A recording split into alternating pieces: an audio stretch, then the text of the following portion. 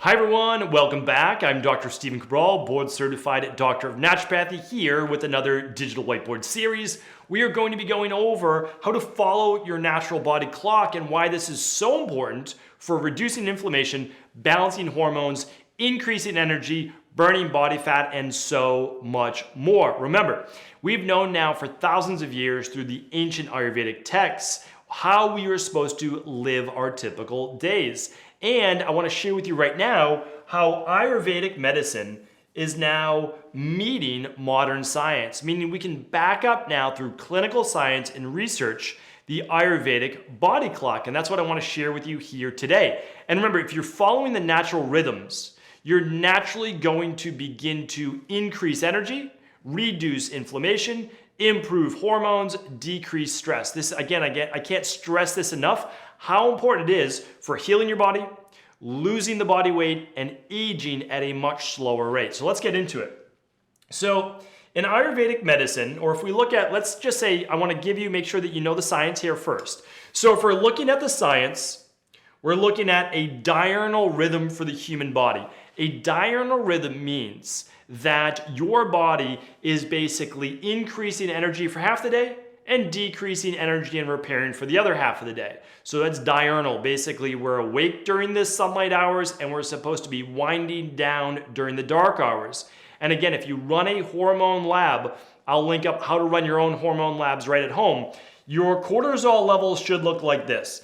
Okay, so 6 to 8 a.m., we get our biggest rise in cortisol. But that's also when our other hormones are rising as well. Thyroid, just a couple hours before that, is beginning to peak. Testosterone is beginning to peak. These are all hormones that we all need in order to improve our energy, improve our ambition, our zest for life, our vitality, and everything else. But they don't rise all day long.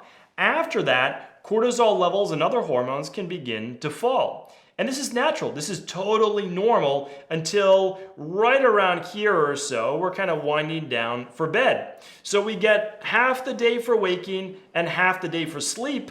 And when we're sleeping, the stress hormone levels, cortisol, are nice and low. That's a good thing because then we start to produce more melatonin. Melatonin is an anti-cancer-based hormone and it acts as a powerful antioxidant. It helps serotonin, so it can be recycled back to serotonin to improve mood. And of course, gets us in a nice deep sleep with a lot of great REM sleep as well. So here's what we want to look at. In Ayurveda, they teach us this as well. And I really just kept it as half of the day. Okay, so half the day is your dark hours, right? From about 6 to 6. This will obviously change based on the season. But then also half the day is for waking hours, for light hours. It is during these hours that we are supposed to be the most active, okay? This is when we eat our meals. So a lot of people are like, hey, when should I eat, when should I not eat? I have a lot of other videos on that, but you should really only be eating. Honestly, it's detrimental to your overall health in the long term. You can do anything in the short term, right? But in the long term, over a lifetime, it is detrimental to be eating when it's dark out. It really is. Your digestion is not primed for that. I'm going to be teaching that in another video. But your digestion is at its peak from around 10 to 2, so 10 a.m. to 2 p.m., no matter where you live in the world. You're working a couple hours after you wake up, that digestion begins to peak, okay? But then it begins to fall after that as well. So this is when your work, your activities, your eating should take place.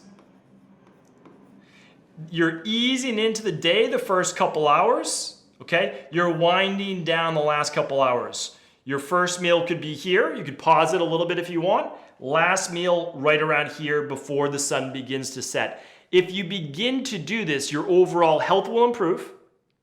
You'll begin to lose the body fat naturally, and you'll age at a much slower rate. Much more to come in the future. Stay tuned. Let me know if there's any additional questions. Happy to make additional videos on those as well. Thank you so much for tuning in. Please do feel free to like and subscribe, and I'll talk with you soon.